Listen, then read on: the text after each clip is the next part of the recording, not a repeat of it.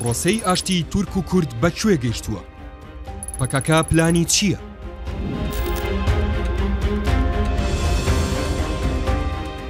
دوێنێ عایشە گوڵدۆغانان وتەبێژی دەمپارتی ڕایگەیاند لە چەند ڕۆژی داهاتوودا ئێمە دەچینە قۆناغێکی نوێوە. وتیشی بە گوێرەی ئەو زانیاریانەی بە ئێمە ڕاگەیەندراوە هەفتەی داهاتوو چەند هەنگاوێکی مێژووی دەست پێ دەکا و ئێمە شایەتی دەبین. وتەبێژەکەی دەمپارتی دەربارەی چەکدانانی گروپێکی سیکەسی گەریلایی پەکەکە ئاماژەی بۆ ئەوە کرد لەسەر شوێنی چەکدانانەکە قسەی زۆر دەکرێت.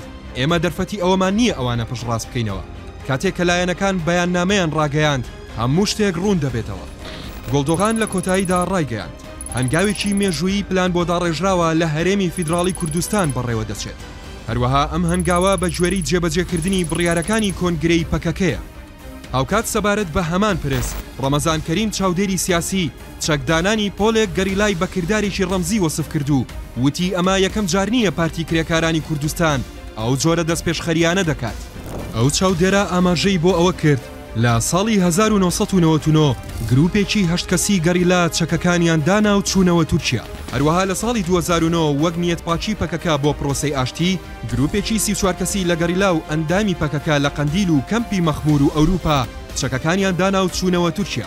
ڕاشی گەیاند بەشێک لەو ئەندامانی پەکەکە کە چەکەکانیان دانا لەلایەن دەوڵەتی تورکەوە دەستگیر کران و بەشێکیان هەر لە زینداندا مردن. هەربۆیە ئەمجارە پارتی کرێکاران بڕیارێکی مامناوەندی داوە. وتیشی بڕیارە مامناوەندیەکە ئەوەیە نەوەک ڕابردوو چەک تەسلیم دەکەن و دەگەڕێنەوە تورکیا نەڕەدیشی دەکەنەوە، بەڵکو چەکەکانیان یان دەسووتێنن یان لە ناوی دەبەن و خۆشیان ناگەڕێنەوە تورکیا.